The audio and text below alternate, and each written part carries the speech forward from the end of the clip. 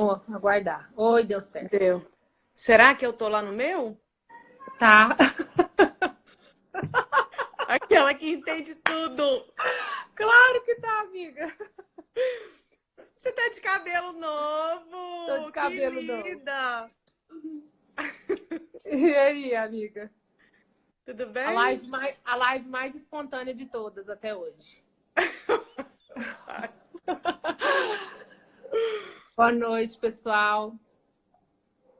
Nós estamos aguardando um pouquinho. Estamos ao vivo, eu e Virgínia. Agora a luz melhorou aí, Vir. Ah, tá. Sejam bem-vindos. A gente espera alguns minutinhos, porque aí o Instagram vai avisando as pessoas que a gente está ao vivo. Nós vamos falar hoje sobre autorresponsabilidade. Dani, seja bem-vinda. Patrícia, Leandro. Oi, Camila. Sejam todos bem-vindos. Bacana. E aí, amiga, você quer falar um pouquinho? Oi, Paula. Ai, que legal, a Paula. Oiê. Dona. As lindas. Só moça bonita acompanhando a gente. Falei para a Virgínia que eu queria falar sobre autorresponsabilidade. Que saudade também, Paula. Oi, Lorena. Seja bem-vinda.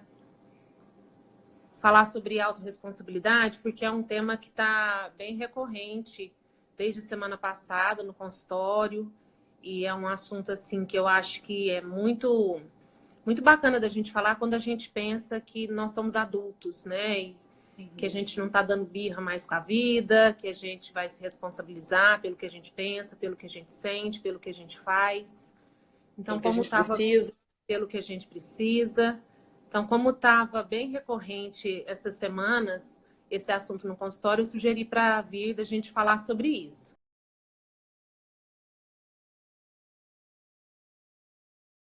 Roberta, seja bem-vinda. Fran. Pescando com Robertão.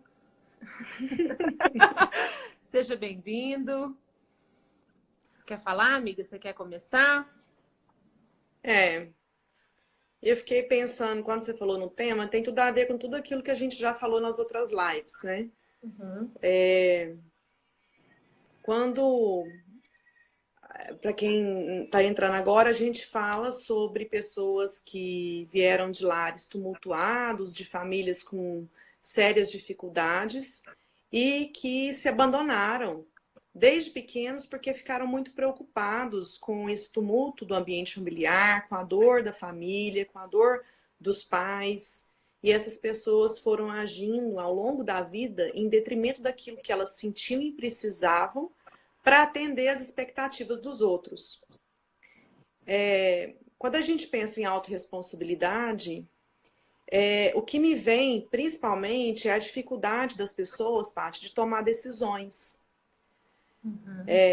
Como temos aquela característica do preto ou branco, né? Ou isso ou aquilo, que é uma característica forte em pessoas que vieram dessas situações. A indecisão é algo muito presente. Elas costumam dizer que elas não conseguem decidir nem quando vão comprar uma roupa, quando vão ao supermercado, que comida fazer hoje, coisas simples.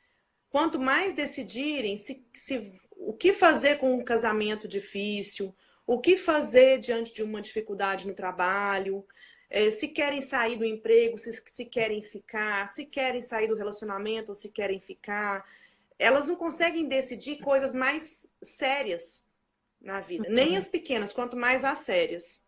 Uhum. E eu fiquei lembrando que o que acontece frequentemente nesses lares na infância é que, como as crianças são deixadas muitas vezes de lado, porque os pais estão olhando para o problema deles, elas às vezes são tratadas como incapazes de pensar. Sim. Às vezes esses pais falam que elas não sabem de nada, ou quando elas colocam um pensamento, alguma coisa importante que elas pensam sobre aquilo, aquilo é desqualificado. Na historinha lá da Amanda, a gente colocou que os pais falam que a Amanda viajava na maionese com as ideias que ela tinha para solucionar os problemas deles. Então, desde pequenininha, às vezes, elas vão ouvindo que elas não conseguem pensar, que elas não têm capacidade para pensar, ou às vezes há uma superproteção e não deixam elas fazerem escolhas, escolhem para elas, ou porque não tem paciência para esperar que elas façam a própria escolha, ou porque não concordam com a escolha delas. Ou às vezes escuta o marido ou a mulher chamar um ou o outro de loucos. E às vezes esse pai ou essa mãe não consegue já tomar decisões ou proteger a família diante do caos que está acontecendo naquele momento. Então, a injunção que a gente fala na análise transacional, né? Não pense, fica muito forte. Uhum. E eu acho que o não pense, que leva à dificuldade de fazer escolhas, de tomar decisões, prejudica muito nessa fase adulta, porque as pessoas chegam até nós com dificuldades sérias de tomar decisões. Só falar boa noite para Karine, a Núbia, saudade também. Oi, Núbia, querida. Bianca, você tem o nome da minha filha. Gostei de você. É o Negrin. Oi, Bibi. Ah, que legal. Então, você estava falando dessa injunção não pense, que é essa informação que a criança recebe na infância, né? Eu pensei em exemplos práticos. Por exemplo, a criança vai colocar o suco no copo e aí vem o pai ou a mãe, não, pode deixar que eu coloco para você. Uhum. A criança pede para lavar a louça. Mamãe, posso lavar a louça? Não, pode deixar que a mamãe lava.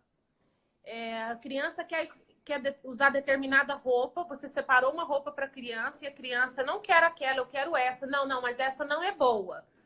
Então, são essas mensagens, mensagens parecidas com essa, além desses exemplos que a criança vai recebendo, que ela não é capaz de decidir por ela, que ela não é capaz de pensar, que o que ela pensa ou que o que ela quer não é adequado. É isso, né? É isso. E essa criança, ela vai crescendo achando que ela não é capaz de tomar decisões. O que ela pensa é inadequado. Uhum. Isso. E aí, o que acontece? Elas vão entendendo, então, que para elas colocarem um pensamento, esse pensamento precisa ser muito perfeito. E esse pensamento, além de ser perfeito, precisa agradar aos outros. Então, a preocupação com o que os outros vão pensar e a preocupação em que eu não posso errar nessa decisão, que essa escolha é uma escolha definitiva, que essa decisão é uma decisão que vai influenciar muito a minha vida ou a vida de alguém. Então, isso vai fazendo com que a pessoa faça um abuso com a própria mente. Ela começa a abusar da própria mente. O abuso que acontecia em casa, que acontecia na relação em casa, porque era uma relação tumultuada, com brigas, com dificuldades, por exemplo, ela começa a fazer isso dentro da própria cabeça. Ela começa a dizer para ela mesma que ela é idiota, ela começa a dizer que ela não consegue pensar, ou ela começa a ficar obcecada com um pensamento, ou tentando solucionar um problema de forma obcecada, com muita preocupação. Então, ela começa a violentar a própria mente. A dizer para ela mesma que ela não consegue decidir nada sozinha, que a decisão dela vai ser ruim, vai ser inadequada, vai causar grandes transtornos. As pessoas têm fantasias de que as decisões, se ela não conseguir decidir aquilo, uma tragédia vai acontecer, algo muito ruim vai acontecer. Peraí, Vê. Pode ir, filha. Pode ir. A Bianca querendo participar. Pode beber água, você consegue. Chama o papai. A vida como ela é. Você quer ver a tia Virgínia? A participação da Bianca. Você quer ver, tia Virgínia? Você precisa pedir ajuda pro papai. A mamãe tá numa live agora. Fala oi, amor. Vem cá pra você falar oi pra tia Virgínia. Oi, amorzinho. Ai, Deus. Quando você falou dessa questão da pessoa ficar obcecada, peraí, filha, não pode pôr a mão. Eu ouvi muito assim, eu não devia ter feito, eu não devia ter falado. O que essa pessoa vai se... pensar de mim? Aham. O que essa pessoa vai pensar de mim? O olhar fica muito para o outro, o que o outro está pensando, qual que é o julgamento do outro, o que eu poderia ter feito diferente. Eu não Numa situação deveria, como ou eu essa. deveria ter. Então, o sentimento de inadequação é algo que é muito presente, né? Muito presente. Para quem, A indecisão. a indecisão. Porque eu tô pensando assim, quem às vezes está assistindo pela primeira vez, quem ainda não sabe quem nós somos, às vezes começou a seguir a gente recentemente, pode pegar. Mas aí você tem que pedir pro papai. Tá bom? A gente fala sobre famílias disfuncionais. E... Cuidado com o fio, cuidado. Ai, gente. Se fosse em outra época, isso me estressaria.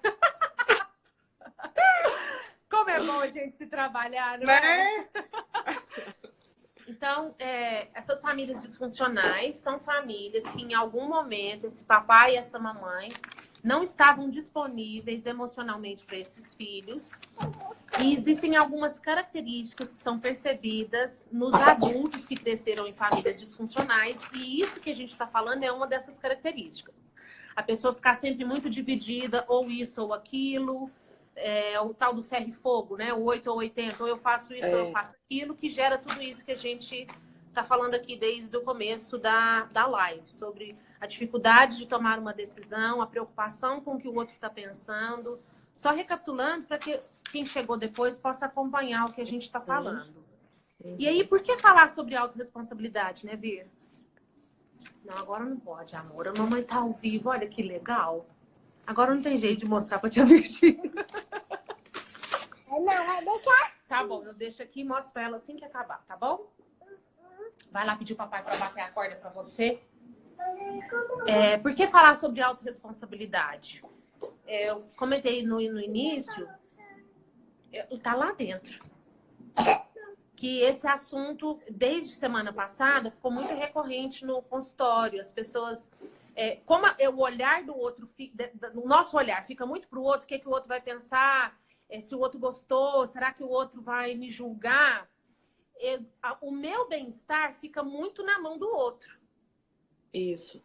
Eu estar bem, eu estar satisfeita, eu estar tranquila, eu ficar feliz, depende muito do olhar do outro. E por isso que a gente quer falar sobre autorresponsabilidade, porque o outro não pode, não deve ter esse poder de me fazer ficar feliz, de me fazer ficar satisfeita, de me agradar, assim como eu também não tenho, né, que agradar o outro não tem esse poder de me agradar, só eu posso fazer isso. Não é isso, Vir? Ele pode contribuir, mas só você sabe o tanto que você precisa, né? O tamanho do seu buraco. Ah, que bacana. Essa pessoa que está assistindo a gente, o perfil chama Não Me Chame de Querida, adorou o tema. Me veio isso assim da gente fazer um resumão. Esqueci o que eu ia falar. Eu estava falando sobre que o outro não pode ter esse poder de me desestruturar, de me deixar fora do eixo, e perder energia com tanta preocupação, com esse sentimento de inadequação que fica tão recorrente nesses adultos que não devia ter feito,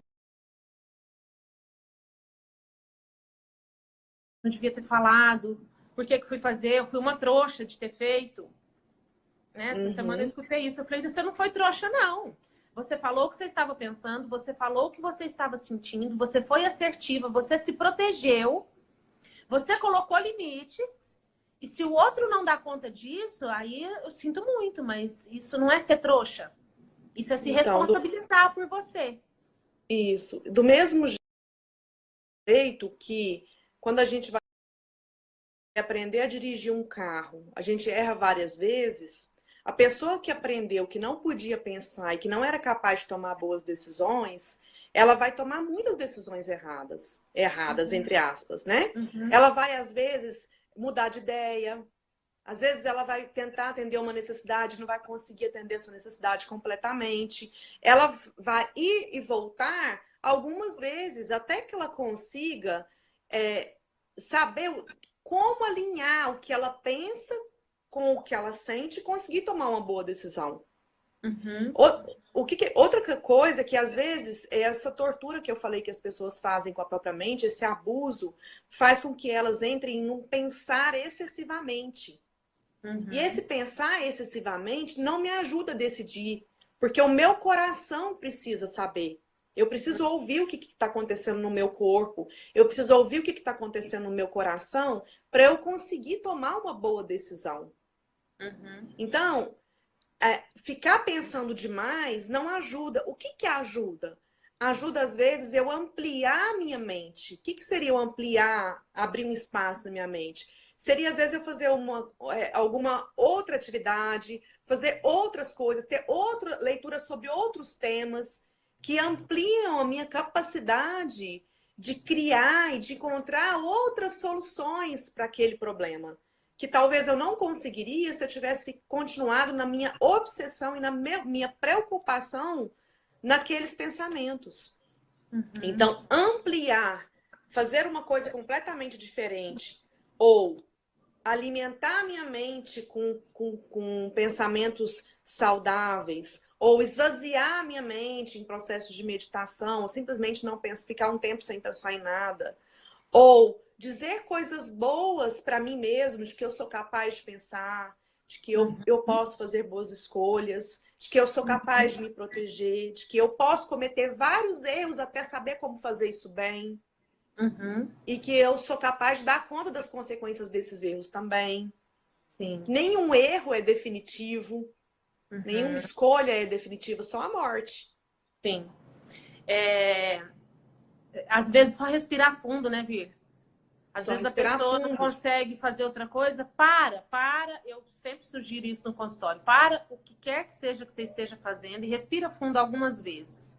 Porque quando a gente respira fundo, a gente cria um espaço, porque vai oxigênio para o cérebro, a gente consegue ter uma maior clareza de pensamento, né? Isso, claro. A Núbia fez uma pergunta aqui, ó. A autorresponsabilidade é o processo para se trabalhar a codependência? É um processo, é uma das coisas, né? Uhum. Mas eu assumir que eu posso cuidar de mim, que eu sou capaz de cuidar de mim, é o principal.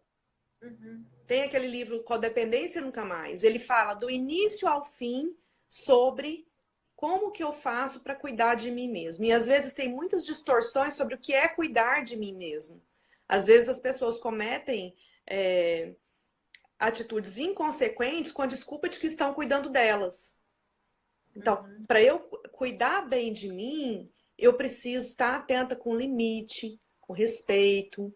E o que é respeito? Respeito é o olhar de novo. Então, quando acontece uma situação difícil, um problema, eu não preciso reagir a ele rapidamente. Eu posso parar e reagir, dar um tempo para mim, para eu ser capaz de ter clareza de pensamento para reagir ao problema. As pessoas que vivem num ambiente estressado, elas são muito reativas, elas querem reagir muito rápido à situação e isso, às vezes, causa muitas consequências, brigas, desentendimentos. Isso não é assumir a responsabilidade por si mesmo. Assumir a responsabilidade por si mesmo é você ter condições de parar um pouco antes de reagir. Parar um pouco antes de reagir, olhar para aquilo que está acontecendo dentro de você. Essa semana, Paty, eu falei muito no consultório sobre as pessoas não embarcarem em qualquer onda. Então, imagina que você está lá na praia, dentro do mar. Às vezes vem uma onda mais forte, às vezes vem uma mais fraca, mas você vai escolher qual é a onda que você vai pegar o jacaré. Você não vai pegar o jacaré em qualquer onda, senão você sai capotando lá na frente. Quando a gente está estressado, quando a gente está num ambiente tumultuado, quando a gente está com muitos problemas, a mente, o cérebro, tende a criar várias possibilidades ou várias fantasias para tentar dar nome ou justificar ou explicar o que está acontecendo. E eu não tenho que embarcar em todas essas fantasias, em todos esses pensamentos. Às vezes eles estão acontecendo só porque eu estou estressada. Então vamos supor que eu chego em casa, que eu acabei de ter um problema lá fora, acabei de ter uma notícia ruim, que me deixou muito chateada. Aí eu chego em casa, meu marido está lá quietinho no sofá. E eu vou lá fazer alguma coisa lá dentro e de repente eu começo a implicar com ele, pensar em 1000 coisas que eu queria que ele tivesse feito, começo a implicar, começo a querer arrumar briga com ele. Por que meu cérebro às vezes está fazendo isso? Porque eu estou estressada com uma outra coisa e ele começa a acionar várias fantasias no intuito de abrir um espaço para aquela emoção sair, por exemplo, em forma de raiva, de grito ou de briga. Se eu dou um tempo, eu vou observar essas fantasias e vou falar, não, isso está acontecendo porque eu estou estressada, mesmo que me pareça agora que eu tenho razão em implicar com ele nisso. Eu vou parar, eu vou esperar eu me acalmar. Eu vou fazer alguma coisa para me acalmar. E depois eu vou olhar para o problema. Às vezes, na hora que eu fizer isso, que eu estou olhando de novo, isso é respeito, que eu estou olhando de novo para o problema, ele perde a carga, ele perde a força. Às vezes, aquilo que eu ia implicar com ele, eu nem vou implicar mais. Nem tem tanta importância mais. Respeito por você e pelo outro, certo? Isso. Porque o problema é outro. Então, eu não vou embarcar em qualquer onda do meu pensamento.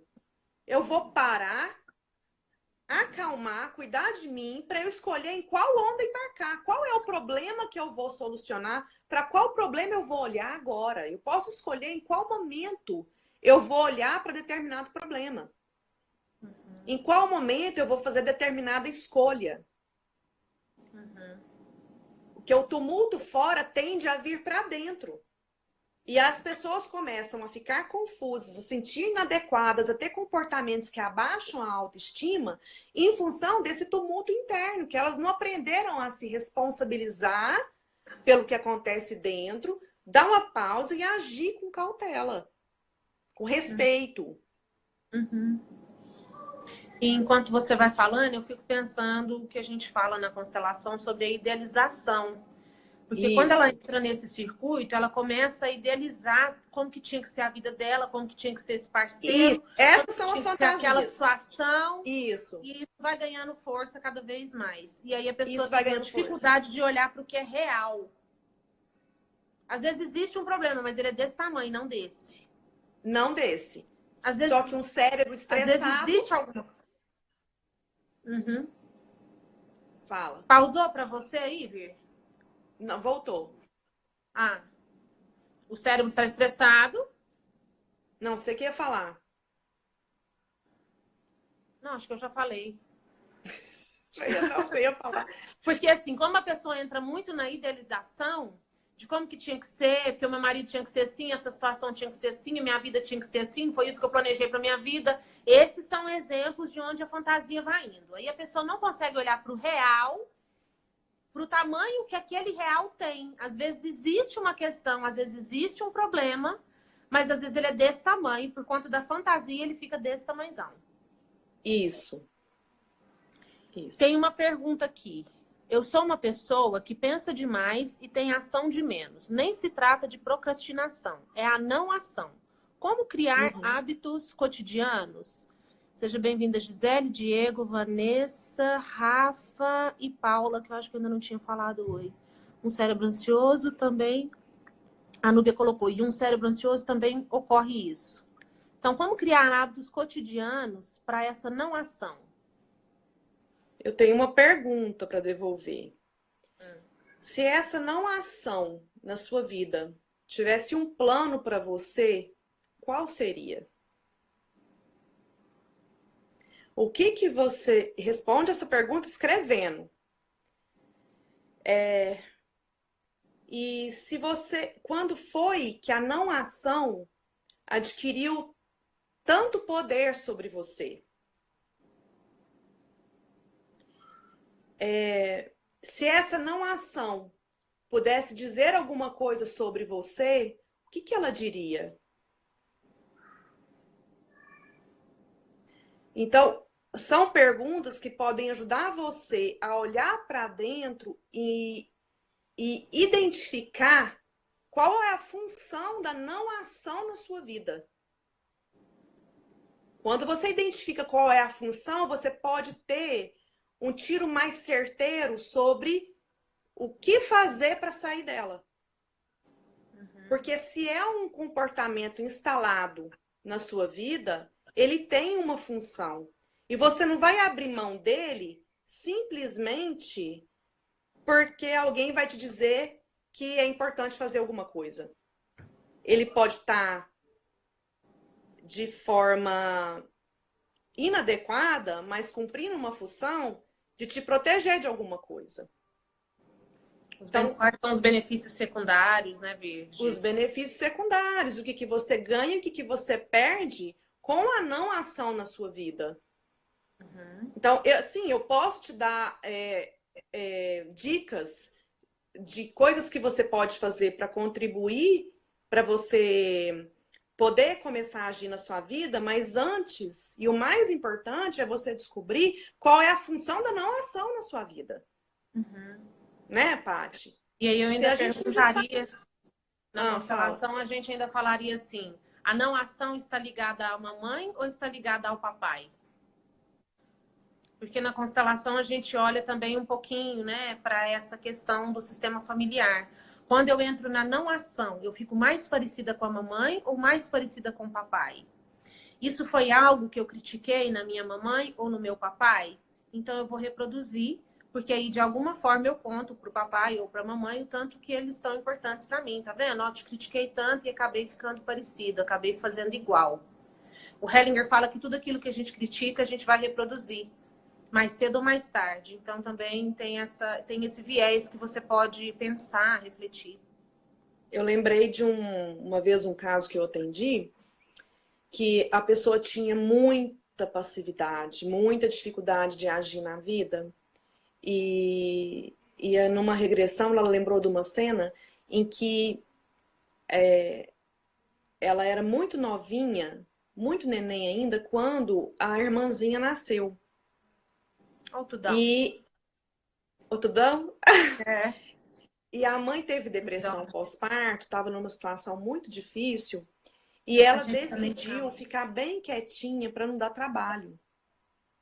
Ela decidiu não fazer nada, não dar trabalho. Então ela era aquele tipo de criança que ficava horas brincando quietinha, caladinha, ou que ficava horas quietinha no berço, sem chorar, sem pedir nada. Ela foi aprendendo a se calar por algum motivo. A não dar trabalho. A não dar trabalho. Então, por isso que eu falei que é importante olhar para dentro e identificar, né, a função, a causa, porque essa função, por exemplo, a função de não fazer nada para aquela criança estava protegendo a mãe.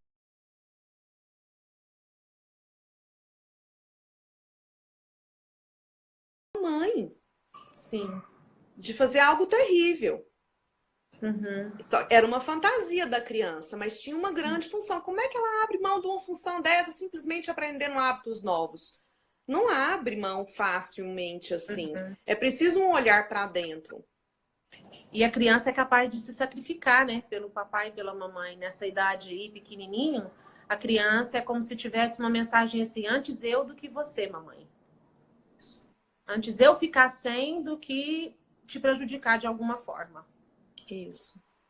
Então, não fazer nada, não pensar, não fazer escolhas, não conseguir tomar decisões, atribuir, a fantasiar que o outro deveria adivinhar o que na minha vida. Então, ressignificar isso é bacana. Hoje eu falei para duas pessoas que a gente fez essa revisão assim da vida como um todo, das coisas que a pessoa aprendeu em determinadas situações, né, como um fechamento assim. Escreve uma carta para você agora, para aquele fulano lá que você vivia julgando, que você vivia criticando, que era você mesmo. O que você poderia contar para ele sobre o que ele viveu? O que você poderia falar sobre o que ele aprendeu, sobre o que ele fez de melhor, sobre o que ele desenvolveu com tanto sofrimento? Eu acho linda aquela parte na constelação que fala que os pais dão tudo. O que eles deram e o que faltou, não é isso? Sim. Que a gente aprende muito com o que faltou. Sim. Às vezes a pessoa fala assim, mas meu pai era alcoólatra. Então, você já pensou que ele pode ter te ensinado o que não fazer? Que é uma escolha, né, Vir? Sim. E ir para a vida adulta, se tornar adulto, tem a ver com tomar decisões, fazer escolhas diárias. Às vezes as pessoas falam assim, mas entra nesse processo terapêutico, a pessoa começa a se conhecer, ela vai ficando muito egoísta. Até brinquei essa semana, né? Para quem é religioso.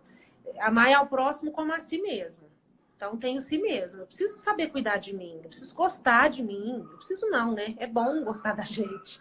Quando você está no avião, em caso de despressurização, máscaras cairão sobre você. Quem que você tem que colocar a máscara primeiro? Então, esse egoísmo, a gente chama de auto-amor. Se eu cuido de mim hoje, que sou adulta, se eu me responsabilizo pelo que eu estou sentindo, pelo que eu estou pensando, se eu consigo me expressar, às vezes assim, oi, Poli, a minha mãe está dizendo que não consegue ver mais porque está pausando, depois a senhora assiste, mamãe. Se eu paro de ficar apontando o dedo para o outro, seja para julgar, ou seja para dizer ele devia ter feito, ele devia ter falado, por que essa pessoa não me ajuda? O que eu posso fazer hoje por mim, que vai deixar minha vida um pouco mais leve? O que eu posso fazer hoje por mim, que vai me deixar um pouco mais alegre? O que eu posso fazer hoje por mim para que eu possa descansar? Parar de ficar colocando o dedo muito no que foi, no outro, no que faltou, e voltar a esse olhar, né, Vir? Enquanto você vai falando, eu tô lembrando de um outro caso que eu atendi, que a pessoa falava assim para mim. Eu sempre soube disso tudo. Eu não sempre soube, não. Tem muito tempo que eu tô nessa vida de busca de autoconhecimento. Então, eu sabia que eu precisava cuidar de mim.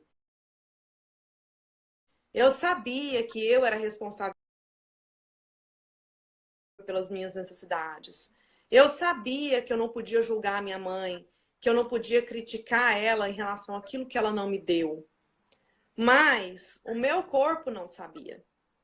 Então, é por isso que o tratamento, que a terapia é importante, que isso aqui que nós estamos fazendo é conscientização, né? Sim. É uma orientação. Porque o trabalho com o corpo fez a diferença para ela, para que ela entendesse no corpo quais eram os limites dela. O que é, como que ela podia de fato cuidar dela, acessar os recursos. E aí eu falei, então em relação a isso de você cuidar de você e na relação com a sua mãe, o que você acha que fez a diferença? Ela falou para mim, foi o confronto. Eu consegui olhar para minha mãe e falar para ela, mãe, numa situação lá em que a mãe cobrou algo dela, ela falou, mãe, o que eu esperava de você nesse momento era que você reconhecesse que eu sou uma boa mãe, que você, eu queria uma palavra de carinho, eu queria sentir que você olha para mim, que você está me vendo. Eu nunca senti que você me via. É isso que eu queria de você. A mãe continuou sem olhar e continuou agindo da mesma forma, mas para ela foi muito diferente, porque quando ela voltou para casa, ela falou que ela nunca tinha assumido essa necessidade para a mãe, que era a pessoa de quem ela queria ser, esse olhar. Então ela assumiu.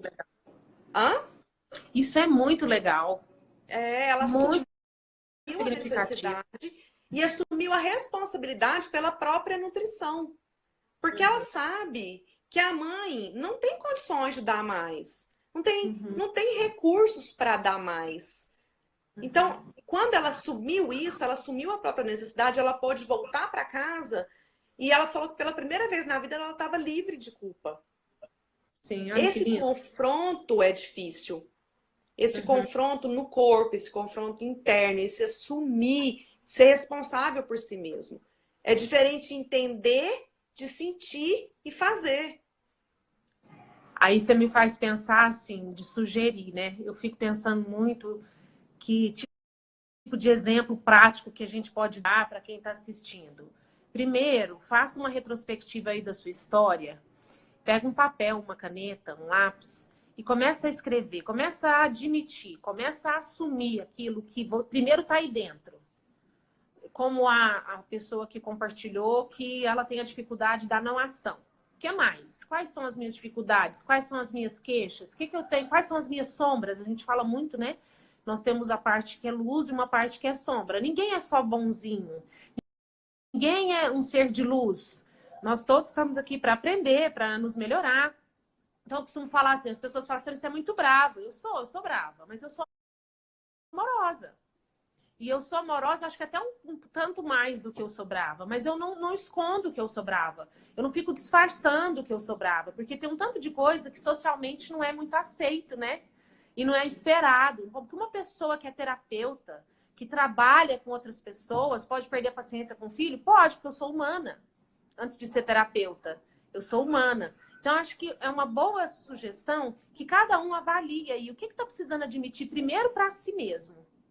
Porque essa cliente que a Virgínia está descrevendo, antes de conseguir admitir para a própria mãe, ela teve que admitir para ela. Não é, Vi? E às vezes é muito desagradável a gente ter que olhar e assumir isso que é difícil, isso que é feio, isso que é inadequado. Isso já dá uma grande sacada. Se você começa a escrever, e por que escrever? E não é digitar no bloco de notas, não, é escrever num papel. Para que você tome consciência, porque só a partir do momento que você toma consciência, você tem a possibilidade de fazer alguma coisa diferente com aquilo. Porque enquanto você não concretiza o seu pensamento, isso assim, é o que está me vindo, né? Assim, é o que eu fiz, é o que me veio assim agora de sugestão, porque tem outras formas, mas me veio essa agora. Quando a gente coloca no papel que a gente escreve, ali está ali escancarado. E aí eu escolho, o que eu vou fazer com isso? Então, vamos supor que eu olhei aqui que eu sou intransigente, que eu sou intolerante. Às vezes eu não dou conta de olhar para isso agora, mas eu já dou conta de olhar para a minha parte que é, deixa eu pensar, autoritária. Às vezes a intolerância eu não consigo, mas às vezes o autoritarismo eu consigo. Eu já consigo refletir sobre o autoritarismo, porque uma coisa puxa a outra, né? Às vezes eu não consigo olhar para o autoritarismo, mas eu já consigo olhar para o tanto que eu sou orgulhosa. Realmente, eu sou orgulhosa. Nossa, eu emburro, eu fico querendo que as pessoas façam as coisas por mim, fico querendo que meu marido adivinhe meu pensamento, fico querendo que ele leia pensamento. Dica, tá, mulheres? Homens não leem pensamento. Eles não sabem o que vocês estão pensando. Então, você precisa comunicar aquilo que você precisa. E me veio isso, assim, de que as pessoas possam ir para o concreto, fazer o uso disso aqui que a gente está falando, né? Porque são informações que nos ajudaram tanto em algum momento, né, Vi, da nossa vida. Sim. Empolguei. Não, empolgou não. E demorou, assim, para eu aprender a me respeitar. Uhum. Demorou. E às vezes eu ainda me pego me desrespeitando. Brigando comigo, exigindo de mim, me tumultuando. Então, às vezes, eu ainda me pego fazendo isso, mas eu tenho mais recursos hoje para fazer um pouco diferente. Sim. Para olhar para mim com mais carinho, né? As pessoas com o perfil que a gente trabalha aqui, né, no Instituto em Família, são pessoas com esse perfil, que tem uma dificuldade muito grande em se acolher, em se olhar com carinho, em assumir as necessidades, em pedir o que precisa. Como tiveram que dar conta de tudo sozinho na vida, ou sozinho na vida, são bem orgulhosos. Não é, Paty? Sim. Eu fiquei pensando, lembrando daquela situação, se a minha irmã está assistindo aí, ela vai lembrar. Eu tive um funcionamento a vida inteira de primeiro o outro. Preocupar primeiro com o outro, fazer primeiro para o outro. Se o outro estivesse feliz, eu estava super feliz. E quando eu comecei a fazer terapia e a me conhecer, esse foi um grande conflito. Como que agora eu vou falar o que eu penso e o que eu sinto sem magoar o outro? Porque eu ainda queria falar, ainda estava preocupada de não magoar. Porque a gente ama as pessoas com as quais a gente convive, né? Então, assim, até que a gente acerta, a gente erra algumas vezes. E não tem que acertar sempre, né, Vir? E um dia, as minhas irmãs, eu tenho 2 irmãs e um irmão, as minhas irmãs estavam aqui em casa e elas falando que tinha ficado muito diferente, que às vezes chegava aqui em casa para visitar eu estava às vezes com a cara fechada, e que às vezes, muitas vezes elas optaram por se afastar, porque é mais fácil, né, gente? É mais fácil a gente parar de falar com alguém, é mais fácil a gente se afastar, é mais fácil a gente ficar com essas certezas de que, que a gente não é importante para o outro, ao invés da gente se posicionar. E aí elas estavam aqui falando disso, eu falei assim, olha, eu quero então aproveitar que vocês estão juntas e dizer que eu sinto muito. Eu sinto muito se vocês se sentiram dessa forma, não foi minha intenção. Muitas vezes eu estava cansada realmente, aí a minha irmã mais nova ainda falou assim, mas todo mundo cansa. Só que você fica fazendo cara feia, porque eu tenho dificuldade de disfarçar. Eu tenho muita dificuldade de disfarçar. E eu sinto muito se eu magoei, se não era o que vocês esperavam de mim, mas eu amo muito vocês e eu gostaria de pedir, assim, pedir mesmo, se em algum momento eu tiver de cara feia, se em algum momento eu fizer ou falar alguma coisa que contrariar, vocês me contem. Porque vocês estão sendo omissas, não falando o que vocês estão sentindo, não falando o que vocês estão pensando a meu respeito. Aí é aquele chororô, né, que a gente emociona porque tem muito amor, mas é uma possibilidade de crescimento nas relações. Eu amo os meus irmãos, eu amo demais e eu procuro ter uma relação boa com eles, mas eu vou errar e tá tudo bem errar. Aquilo que eu faço, que eu falo, eu posso me responsabilizar, mas o que o outro sente, eu não posso me responsabilizar pelo que o outro sente. Então, é um convite, não só para as minhas irmãs, como eu fiz, mas para cada um que está nos ouvindo. O que você está sentindo que você pode fazer por você? O que está te contrariando que você precisa se posicionar? Precisa não, que você pode se posicionar. Quem foi, ou que situação que aconteceu agora na sua vida, ou que às vezes até está no passado, você está aí remoendo uma história do passado, que sua vida podia estar muito mais leve se você olhasse, confrontasse primeiro com você e depois com o outro. Né, Vir? Oi, Exatamente. Cláudia. Oi, amiga. A Núbia falou lá em cima que são informações muito valiosas. Saudade de você, Núbia. A Núbia faz um trabalho lindo lá em Ribeirão, psicóloga. Quem é de Ribeirão, ó, a Núbia já é uma excelente indicação de psicóloga. Gente, vai na A Núbia. Núbia, a Aline Urias. Isso, a Aline Urias. É Verdade. isso, né, gente? Então, assim, se responsabilizar por você, se responsabilizar pelo que você sente, porque só você pode fazer isso, ninguém mais pode fazer por você. E acreditar que você pode cometer vários erros antes de fazer boas escolhas. Tá tudo certo. Né? Se as pessoas com Essa quem frase você... sua, você me fez lembrar da frase do Henry Ford, que ele fala, se você pensa que você está certo, e se você pensa que você está errado, de todo jeito você está certo. Você tá certo. Você pode fazer hoje. E se as pessoas com quem você convive são pessoas que ajudam e reforçam o comportamento de você ficar abusando da sua própria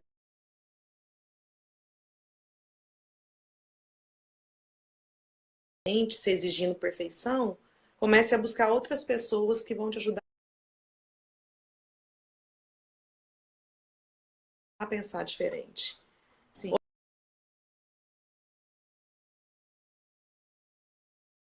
Outras pessoas que vão te ajudar a ser mais carinhosa, ter mais compaixão pelo que te acontece, pelo seu mundo interno. Ó, Anúbia, eu também estou com saudade de vocês. Em breve vou aí ver vocês. Muita gratidão a vocês duas que me ajudaram muito. Lindona. Vamos embora, que amanhã nós temos maratona, amiga. A gente precisa fazer as malas. Vamos embora. A conversa Nós foi vamos boa. fazer mala. Espero que a conversa aqui foi boa, né? Foi. Espero que a gente possa ter contribuído de alguma forma com alguma coisa que você está vivenciando aí. E para quem não fez perguntas, para quem ficou caladinho nos ouvindo, se quiser nos deixar perguntas no direct, a gente vai procurar responder sempre nessas lives. É muito importante essa interação, para que a gente possa saber o que está acontecendo aí, né? É isso. A gente ficou 3 semanas aí sem, porque a gente ficou viajando a trabalho, ou eu ou a Paty. Mas a gente está de volta com as lives agora, geralmente na sexta, né, Paty? É. Como esse final de semana temos curso, a gente optou por fazer hoje à noite. Isso. Então, Mas a gente vai sempre avisar com um pouquinho de antecedência para que vocês possam se organizar.